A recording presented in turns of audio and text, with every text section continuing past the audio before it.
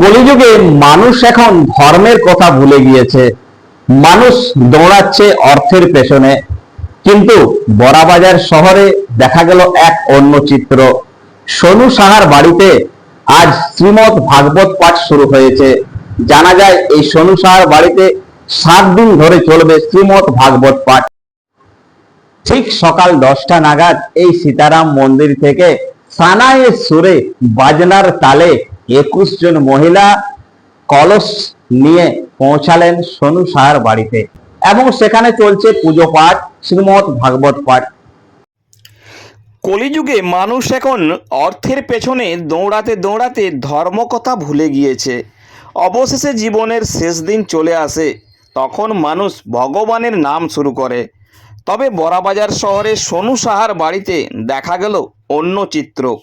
পারিবারিক ও এলাকার মঙ্গল কামনার্থে নিজ গৃহে শ্রীমৎ ভাগবত পাঠ করালেন।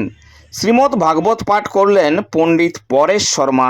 এই শ্রীমৎ ভাগবত পাঠ শ্রবণ করতে পৌঁছায় পরিবারের সাথে সাথে এলাকার মানুষও। বাড়ি যেন বৃন্দাবন ধামে পরিণত হয়েছে।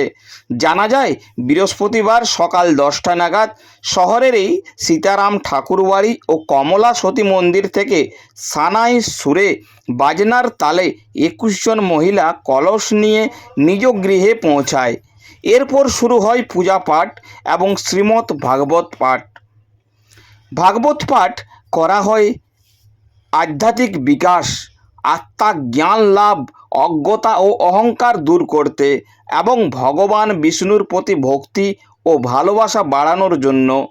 ভাগবত পাঠ পাপ থেকে মুক্তি, মানসিক শান্তি ও দীর্ঘায়ু লাভও সহায়ক বলে বিশ্বাস করা হয় এবং এটি কলিযুগেও মানুষের জন্য কল্যাণকর বলে মনে করা হয়।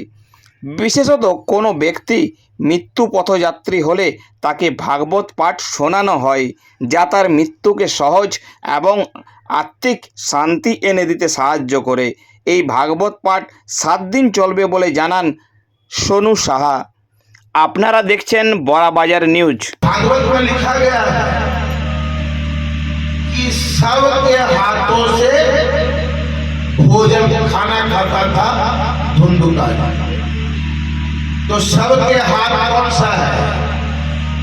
जिनके हाथ कभी भी दान नहीं दिया है, जिनके हाथ भगवान का चरणार बिंद का सेवा नहीं किया है, वह सबके हाथ ही तो है।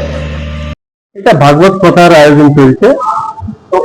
তো অনেকদিন থেকে ইচ্ছা ছিল, কিন্তু এখন সব সুযোগ বসলো, তো এই সবে করা হয়েছে।